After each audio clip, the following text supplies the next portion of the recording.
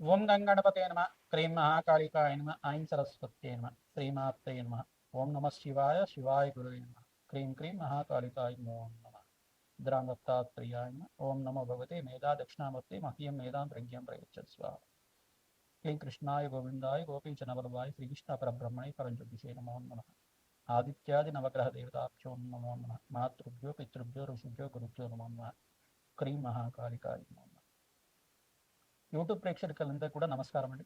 నేను పాలపర్తి గురునాథ శర్మ, జ్యోతిష్యం వాస్తు సిద్ధాంతిని.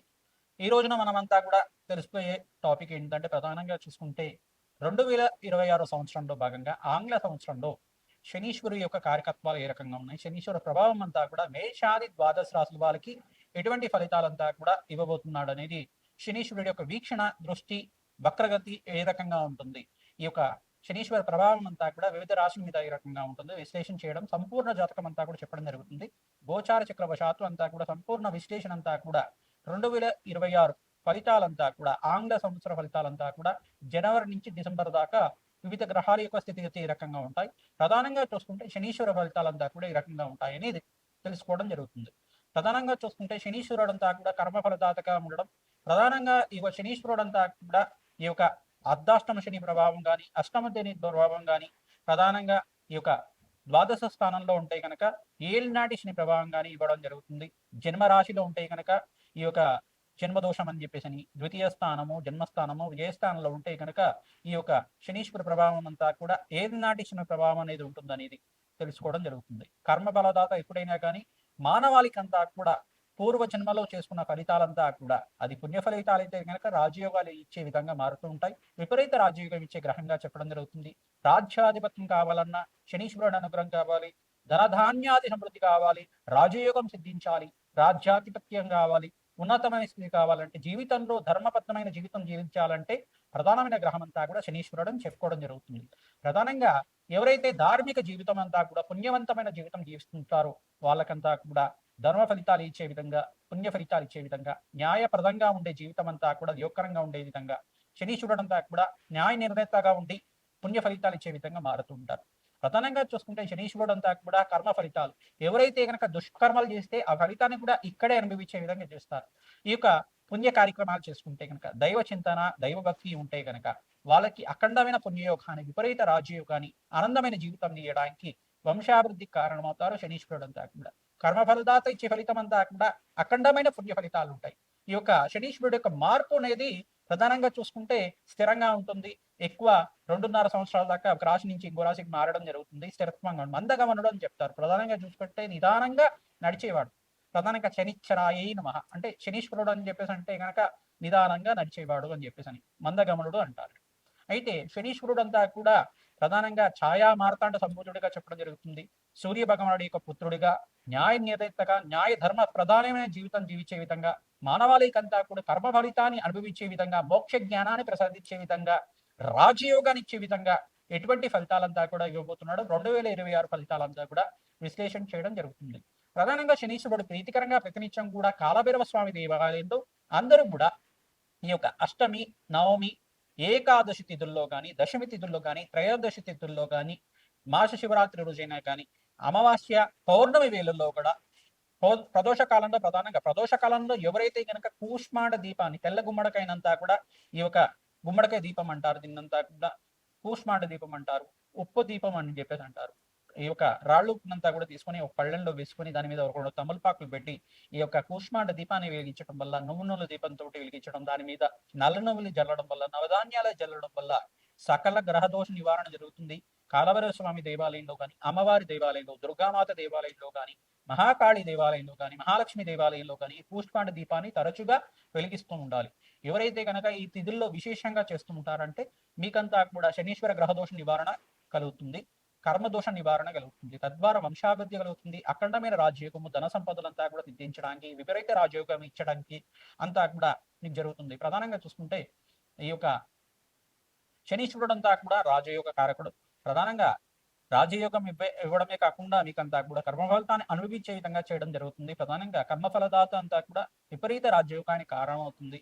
పుణ్య కార్యక్రమాలు ఆచరించాలి. ప్రధానంగా గోమాత సేవ చేయడం, బీదవాళ్ళకి అంతా కూడా అన్నదానం చేయడం, పేదలకు అన్నదానం చేయడం, వస్త్రదానం చేయడం విపరీత రాజయోగానికి కారణమవుతుంది. దేవాలయ ప్రాంగణంలో మీరు అన్నదానం చేస్తూ ఉండడం వల్ల మేషాది ద్వాదశ రాశుల వాళ్ళకి విపరీత రాజయోగం సిద్ధించడానికి ఆస్కారం ఉంటుంది.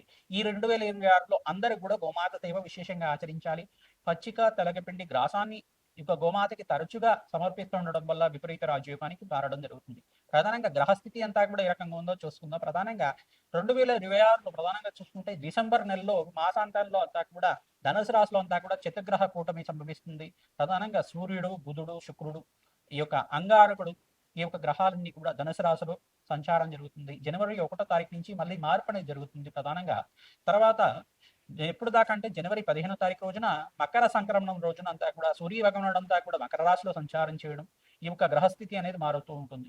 ప్రధానంగా చూసుకుంటే 45 రోజులకు ఒకసారి అంగారకుడు మారడం జరుగుతుంది. నెల రోజులకు ఒకసారి ప్రధానంగా ఒక రాశి నుంచి ఇంకో రాశికి నెల రోజులకు ఒకసారి 3 గ్రహాలు మారుతూ ఉంటాయి. ప్రధానంగా బుధుడు, శుక్రుడు, రవి భగవానుడు అంతా కూడా సూర్య భగవానుడు అంతా కూడా నెల రోజులకు ఒకసారి ఒక రాశి నుంచి ఇంకో రాశికి మారుతూ ఉంటారు అన్నమాట.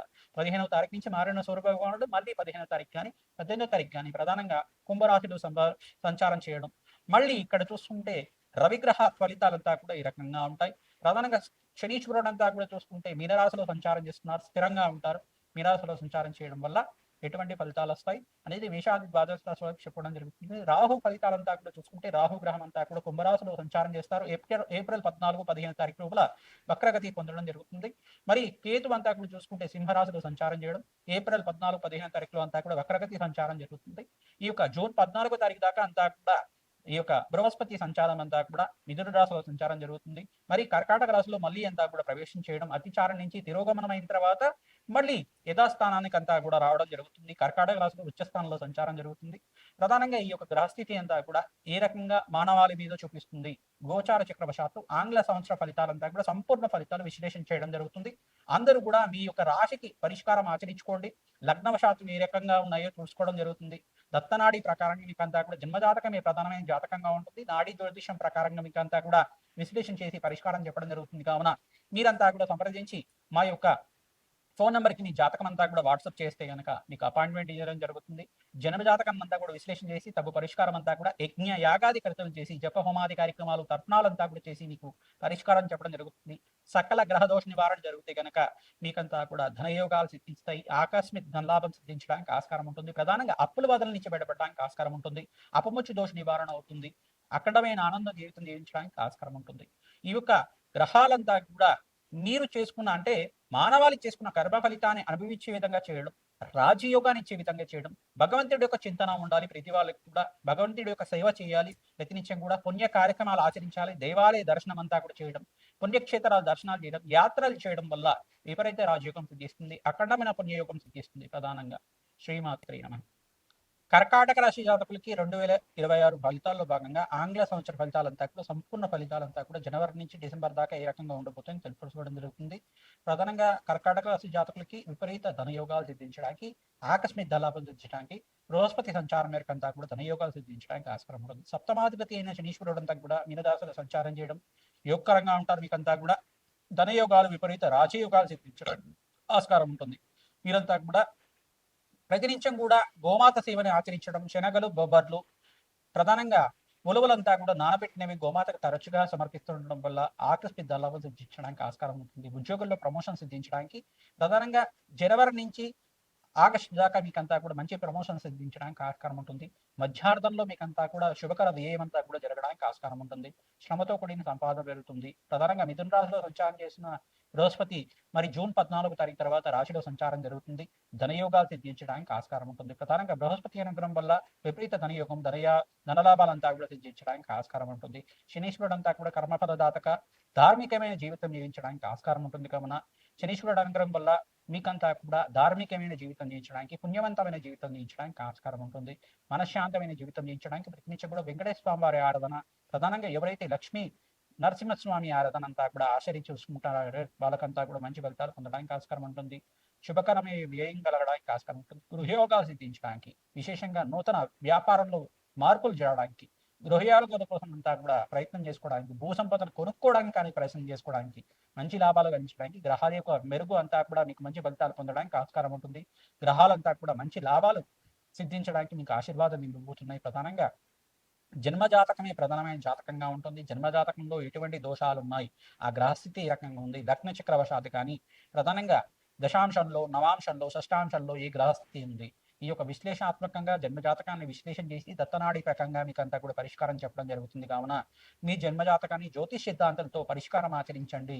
తగ్గు పరిష్కారం చేసుకోవడం వల్ల రత్నశాస్త్ర ప్రకారంగా జప హోమాది కార్యక్రమాలు ఆచరించి విశేషమైన హోమాది కార్యక్రమాలు ఆచరించడం వల్ల మంచి ఫలితాలు పొందుతారు. ఐటీ రంగంలో వాళ్ళకి మంచి లాభాలు గడించడానికి ఆస్కారం ఉంటుంది. ఆగస్టు నుంచి నవంబర్ లోపల కొత్త వ్యాపారంలో మార్పు జరుగుతూ ఉంటుంది. ప్రమోషన్స్ కూడా లభించడానికి ఆస్కారం ఉంటుంది. విదేశీ యానం కోసం ప్రయత్నం చేసుకునే వాళ్ళు ఏప్రిల్ 15వ తారీఖు నుంచి ఆగస్టు 18వ తారీఖు దాకా మంచి లాభాలు గడించడానికి ఆస్కారం ఉంటుంది. శుభ ఫలితాలు పొందడానికి ఆస్కారం ఉంటుంది. ఇక్కడ సూర్య భగవాన్ అంతా కూడా మే 14, 15 తారీఖు లోపల ఇక్కడ ఉచ్చస్థానంలో సంచారం జరుగుతుంది. కావున ప్రతినిత్యం కూడా సూర్యగ్రహానికి ప్రీతికరంగా గోధుమలు దానం చేసుకోవడం వల్ల మంచి ఫలితాలు పొందుతారు. ప్రతినిత్యం కూడా రవికి ప్రీతికరంగా మీరు దానాలు ఆచరించండి. ప్రధానంగా బృహస్పతికి ప్రీతికరంగా శనగలు దానం చేసుకోవడం, శుక్ర భగవాను ప్రీతికరంగా బొబ్బర్లు దానం చేసుకోవడం, ఇక్కడ అంగారకు ప్రీతికరంగా కందులు దానం చేసుకోవడం వల్ల మంచి ఫలితాలు పొందుతారు. సుబ్రహ్మణ్య స్వామి కళ్యాణం చేయించండి.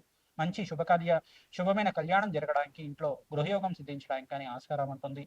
మంచి నూతన వ్యాపారంలో మార్పులు జరగడానికి ఆస్కారం ఉంటుంది.